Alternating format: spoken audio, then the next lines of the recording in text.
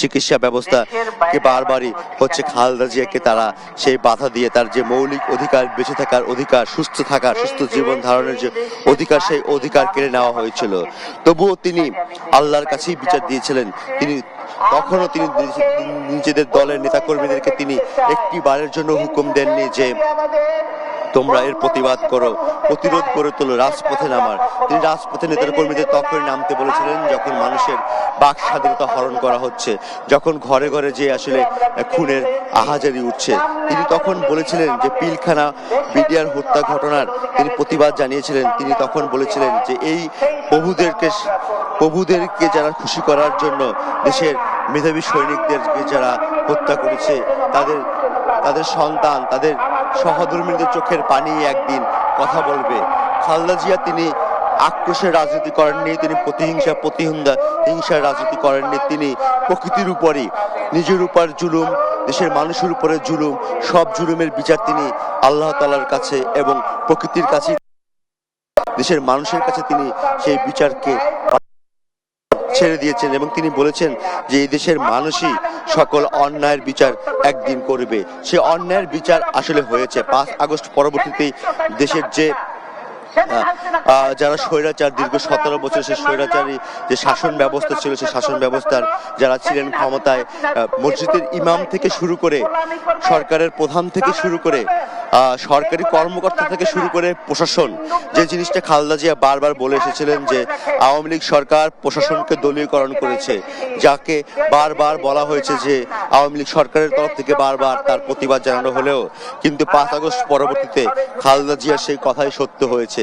যে প্রশাসনের লোকরা এই এমনকি জাতীয় মসজিদের খতিব পর্যন্ত দেশ ছেড়ে পালিয়ে গিয়েছে।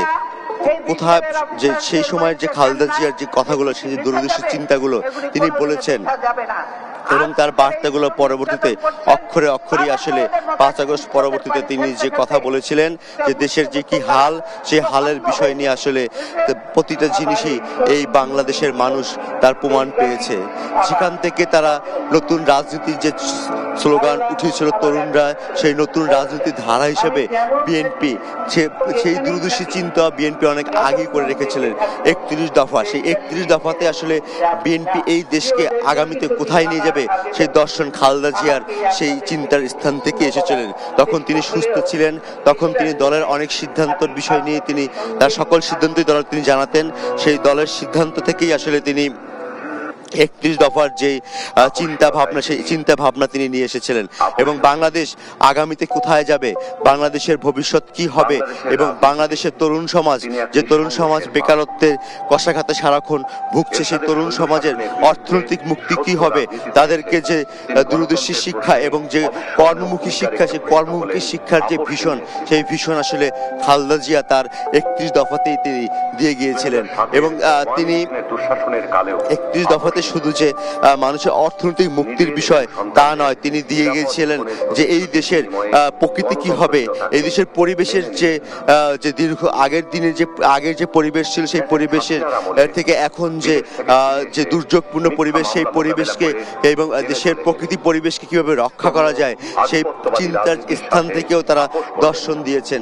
এবং তিনি শুধু তাই নয়, বিদেশিদের সাথে সম্পর্ক কেমন হবে, সেই সম্পর্কের গুণে আসলে উক্ত অর্থনীতির এই পৃথিবীতে বাংলাদেশের অর্থনীতি কোন ধারার দিকে যাবে, সেই বিষয় নিয়েও তিনি 31 দফাতে তার চিন্তা ভাবনার কথা বলে এসেছেন। এবং তিনি সেই সাথে আসলে আগামী রাজনীতি, সেই রাজনীতির ধারা কি হতে পারে, সেই রাজনীতি মানুষের জীবন উন্নয়নের যে রাজনীতি, সেই জীবন উন্নয়নের রাজনীতির বিষয় নিয়ে খালেদা জিয়া বারবার বলে গিয়েছেন। এবং তিনি প্রতিহিংসাতে না জড়িয়ে বারবারই মানুষের কল্যাণের জন্য যে রাজনীতি, সেই মানুষের কল্যাণের কথাই তার কণ্ঠে সবসময় প্রতিধ্বনিত হয়েছে। এবং তার প্রতিরোধ এবং প্রতিরোধের কণ্ঠ প্রতি অন্যায়ের বিরুদ্ধে, এবং তার যুগান্তকারী যে চিন্তা, সেই চিন্তা আসলে দেশের মানুষের জন্য।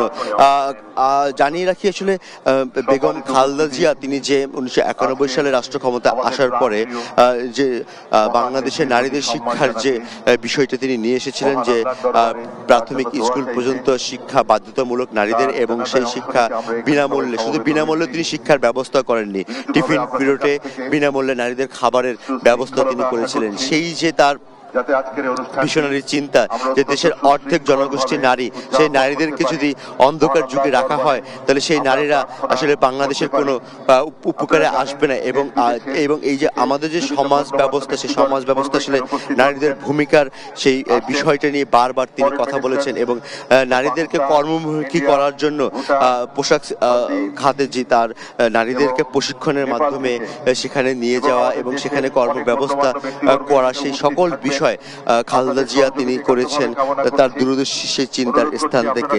একজন গৃহিণী যাকে শহীদ প্রেসিডেন্ট জিয়াউর রহমান 2000 টাকা দিতেন, সেই টাকা দিয়ে তিনি সংসার করে চালিয়েছেন এবং তিনি জানিয়েছেন যে তার হাতে অতিরিক্ত কোনো টাকা থাকে না, সেখান থেকে তিনি সংসার করেছেন। সেই কথাগুলো তিনি বিভিন্ন বিদেশি গণমাধ্যমে তিনি বারবার বলেছেন। এবং ভিগো ওয়্যার গার্ড প্রয়োজন মতো বাঁকানো যায়, অধিক চাপেও ভাঙে না। ভিগো। তিনি বলেছেন যে সে বিলাসিতার জীবন পছন্দ করেন না। শহীদ রাষ্ট্রপতি জিয়াউর রহমান তিনি বিলাসী জীবনের পছন্দ করেন এবং তাদের সেই বিলাসী জীবনের দিকেও তাদেরকে কখনো যাবার তিনি সুযোগ যেমন দেননি। এবং বেগম খালেদা জিয়াও তিনি যে বিলাসী জীবন পছন্দ করেন না, তার সেই সন্তানদেরকে তিনি সেই শিক্ষা দিয়ে গিয়েছিলেন। এবং তিনি তখন আসলে জানিয়েছিলেন যে তার পোশাকের সেই সীমাবদ্ধতার কথা, তার অর্থনৈতিক সীমাবদ্ধতার কথা, সকল বিষয় তিনি অকপটে স্বীকার করেছেন। এবং তিনি আসলে যে বিষয়টা এখানে মানুষের জন্য বলার চেষ্টা করেছিলেন যে একজন রাষ্ট্রপতির সহধর্মিণী তিনি যে সাধারণ জীবন যাপন করে, এটা মানুষের জন্য একটা অনুপ্রেরণার দৃষ্টান্ত স্থাপন করেছিলেন। যে অনুপ্রেরণা আসলে যে বিলাসী জীবনের মধ্যে থেকেই সুখ নয়, তিনি চেয়েছিলেন যে দেশের প্রতিটা মানুষ যাতে যেন স্বাচ্ছন্দ্যে থাকতে পারে, প্রতিটা মানুষের যেন অভাব দূর হয়ে যায়, প্রতিটি মানুষ যেন নিজের যে দৈনন্দিন প্রয়োজন সেই প্রয়োজন মিটিয়ে মানুষের এর বাহিরে মানুষের জন্যই মানুষের যে কল্যাণ, মানুষের জন্য মানুষের যে পাশে দাঁড়ানো, কেউ যেন অর্থকে পুঁজি করে আরো অন্য কোনো মানুষের অর্থনৈতিক সংকট সৃষ্টি না করে, তার সেই যে চিন্তা এবং সে যে বাস্তব জীবনে নিজের জীবনেই সেই চিন্তার প্রতিফলন ঘটাচ্ছেন তা তিনি অকপটে বিশ্ব মিডিয়াতে তিনি জানিয়ে দিয়ে গিয়েছিলেন। এবং তার সেখানে যে তিনি বলেছেন, এখানে তার যে বাচন ভঙ্গি, সেখান থেকে আসলে বোঝা যায় যে এই বার্তা গোটা দেশের জন্য, একটা জাতির জন্য কত গুরুত্বপূর্ণ ভূমিকা পালন করে। এবং তিনি যে আসলে বাংলাদেশের ধীরে ধীরে অধিনায়ক হয়ে দাঁড়িয়েছেন এবং তিনি বলে গিয়েছিলেন তার মৃত্যুর আগে, যখন তিনি অসুস্থ হয়েছিলেন তার কিছুদিন আগে তিনি বলে গিয়েছিলেন যে আমি এই দেশের প্রধানমন্ত্রী হতে চাই না, আমি এই দেশের মানুষের মুক্তির জন্য, আমি এই দেশের মানুষের স্বাচ্ছন্দ্য জীবন ধারণের জন্য তিনি যে তার লড়াইয়ের কথা বলেছেন, তিনি বারবারই বলে গেছেন যে আমি প্রধানমন্ত্রী হবার জন্য লড়াই করতে আসেনি। এবং সত্যি তিনি বাংলাদেশের প্রধানমন্ত্রী হতে আসেননি, তিনি বাংলাদেশের অধিনায়ক হতে এসেছিলেন। এবং তার যে দর্শন এবং তার যে চিন্তাধারা, সেখান থেকে তিনি বাংলাদেশের মানুষের অধিনায়ক হয়ে গেছেন। একটা দেশের অধিনায়ক হয়ে তিনি এখনো বেঁচে থাকবেন। তিনি হচ্ছে যে এই আইকনিক, যে এক প্রতিটা যুগের একজন আইকনিক থাকে, তিনি এই বাংলাদেশের বর্তমান নতুন বাংলাদেশের আইকনিক হয়ে খালেদা জিয়া আমাদের মাঝে থেকে যাবেন। এবং তার যে দর্শন, চিন্তা, সবকিছু মিলিয়ে তিনি তার স্থান থেকে আজও মানুষের হৃদয়ে রয়ে যাবেন। এবং সে বাংলাদেশ যতদিন থাকবে, বাংলাদেশের গণতন্ত্র যতদিন থাকবে, বাংলাদেশে যদি বিগত দিনে কোনো গণতন্ত্রের সংকটে পড়ে, সেখানেও খালেদা জিয়ার সেই চিন্তা, খালেদা জিয়ার সেই আদর্শ, খালেদা জিয়ার সেই দর্শন এবং তার যে প্রতিবাদী কণ্ঠ, সেই কণ্ঠস্বরগুলো আবারও প্রতিধ্বনিত হবে এই বাংলার আকাশে বাতাসে। এই বাংলার মানুষ তাকে বুকে ধারণ করে আবারও ছুটবে। যদি আসে দেশের উপরে কোনো অশুভ শক্তি, আবারও যদি কোনো স্বৈরাচার মাথা ছাড়া দিতে চায়, সেখানেও প্রতিবাদী হয়ে আবারও দাঁড়াবে লাখো কণ্ঠ, যে কণ্ঠস্বর খালেদা জিয়া তার রাজনৈতিক, তার 4 দশকের রাজনৈতিক ইতিহাসে তিনি যে দর্শন দিয়ে গিয়েছেন তার নেতাকর্মীদের মাঝে, তিনি যে দর্শন দিয়ে গিয়েছেন যে মুক্তিকামী মানুষের যারা বাক স্বাধীনতার জন্য কথা বলেন, তিনি যে দর্শন দিয়ে গেছেন যে পিছিয়ে পড়া মানুষের জন্য, তিনি যে দর্শন দিয়ে গেছেন নারী সমাজের জন্য, সেই নারীরাই একদিন খালেদা জিয়ার সেই দর্শনকে ধারণ করে সবাই এক একজন খালেদা জিয়া হবার যে বাসনা, সেই বাসনা এই বাংলাদেশ, যে সুস্থ বাংলাদেশ, সুস্থ শান্তিময় বাংলাদেশ, সেই শান্তিময় বাংলাদেশ প্রতিষ্ঠার জন্য তার সব আপসীনতাই তাকে আরো বেগবান করবে এবং তার আপসীনতাকে আসলে ধারণ করবে। বাঙালি সেই বিশ্বাস থেকেই আসলে এখানে মানুষ সকালবেলা ছুটে এসেছেন। সেই দেশের বিভিন্ন প্রান্ত থেকে, টেকনাফ থেকে, তেঁতুলিয়া থেকে ছুটে আসছেন মানুষ। তারা এখানে শীতকে উপেক্ষা করে শুধু এসেছেন তাদের প্রিয় দেশ নেত্রী, তাদের দলীয় যে তাদের আদর্শিক যে মা খালেদা জিয়াকে শেষবারের মতন বিদায় জানানোর জন্য।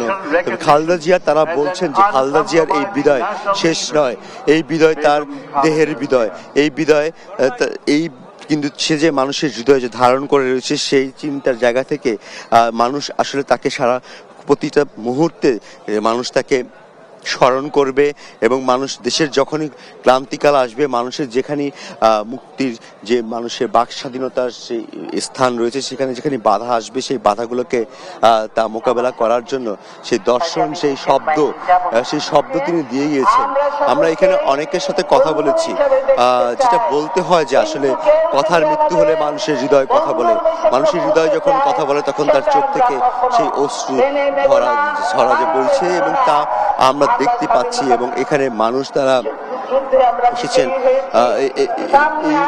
ইতিমধ্যে আমরা যেটা জানতে পেরেছি, তার যে বাসভবন রয়েছে, সেই বাসভবনে খালেদা জিয়া তিনি এখন তার মরদেহ রাখা হয়েছে এবং সেখান থেকে পরবর্তীতে নিয়ে আসা হবে সংসদ ভবনের দক্ষিণ প্লাজায়। ইতিমধ্যে এই এলাকাতে সকল ধরনের প্রস্তুতি সম্পন্ন করা হয়েছে সরকারের তরফ থেকে। আমরা দেখছি যে বিভিন্ন সিনিয়র নেতারা তারা আসছেন এবং তারা এখানে সারিবদ্ধভাবে দাঁড়ানোর চেষ্টা করছেন, সবাই সুশৃঙ্খলভাবে। এবং শোকের যে তারা ক্ষমতা এখন যাই করুক, কিন্তু এই আইন লিখবে না। কতগুলো আলেমকে হত্যা করেছেন, এদিনকে হত্যা করেছেন, কতগুলো বিডিআর অফিসারকে হত্যা করেছেন। সেদিন কোথায় ছিল হাসিনা? সেদিন হাসিনা কোথায় ছিল? এতগুলো অফিসারকে মারলো, 57 জন অফিসারকে হত্যা করলো। সেদিন হাসিনার এই ফোর্স কোথায় ছিল? গোলামি করবেন, দালালি করবেন? দর্শক, আমাদের অপর প্রান্তে রয়েছেন আমাদের আর এক সহকর্মী, আমরা এখন চলে যাচ্ছি তার কাছে।